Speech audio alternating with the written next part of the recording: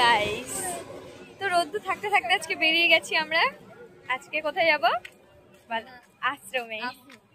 তো আমরা এখানে একটা ভালো সুন্দর আশ্রম আছে, আর মানে পুরো চারিদিকে মাঠ, মাঝখানে আশ্রম।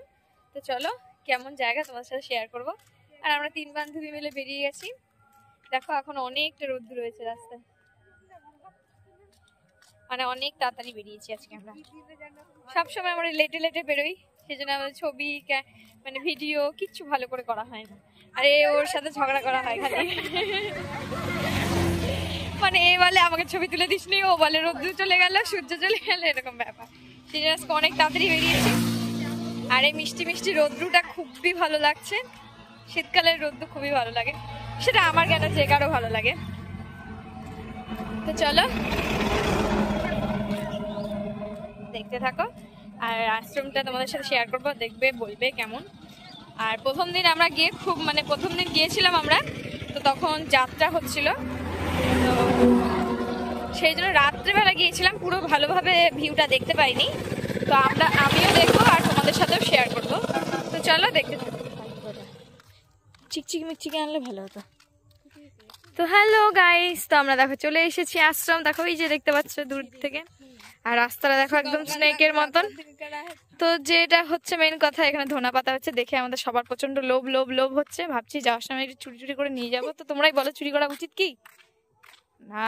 মাঝে সাঝে উচিত, যদি না পারো ধরা। চুরি বিদ্যা মহাবিদ্যা। কই যদি না পারো ধরা। না না না, চুরি করিস না এখন। তারা এদিকে চালু। তো আমরা যেটার আশায় এসেছিলাম যে অনেক সর্ষে ফুল থাকবে, সেখানে আমরা একটু আনন্দে আমরা ছবি তুলবো, ভিডিও করব। তো দুঃখের বিষয়, দূর দূরান্ত এইটুকু ফুল রয়েছে। ফুল ফোটেইনি, নাকি ফুল হয়ে গেছিল, বীজ হয়ে গেছে, এখন এগুলো কাটবে হয়তো, এরকমই হবে কিছু একটা। তো দুঃখের বিষয়, এখন দূর দূরান্ত কিছুই নেই, সূর্যটা এখনো রয়েছে। আর এই গরমের মধ্যে মোজা জুতো পরে, সোয়েটার পরে হিমশিম খাচ্ছি গরমে। তো চলো আশ্রমটাই দেখাই তোমাদেরকে।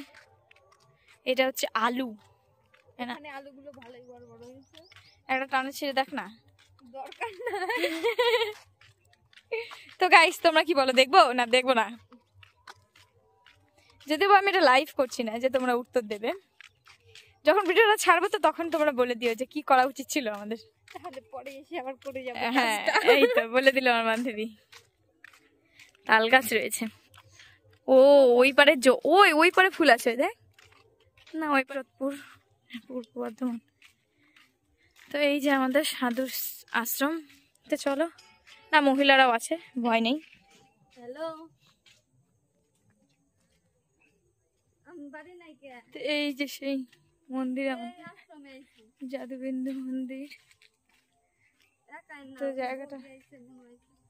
জায়গাটা কেমন লাগছে তোমরা অবশ্যই কমেন্টে জানিও। না জানি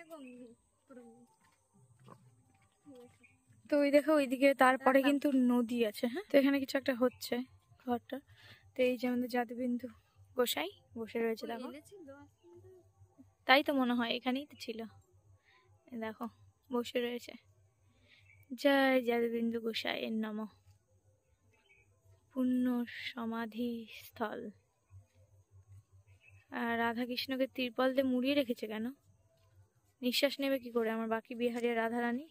আর ওই দূরে দেখো কাঠবিড়ালি কি সুন্দর খেলছে, দেখতে পাবা না যমুনা দিদি, একটু কাছে যেতে হবে। জুম করো, অনেক জুম করেছি, আরো জুম করা যাবে না, দেখা যায় না। কোথায় কাঠবিড়ালিটা? উপরে চলে গেছে গাইস।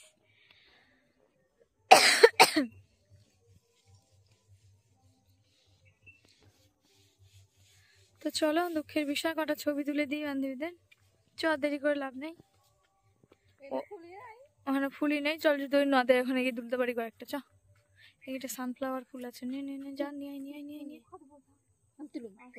কি ওই তো উপরে বকা দেবে না। গাইস আমাদের ভিডিও টিডিও সব হয়ে গেল, ছবি তোলা হয়ে গেল। তো দেখো এই ফুলটা ও ওখান থেকে নিয়েছে, যদিও বা ফুলটা পড়েছিল না, ঝুলেছিল।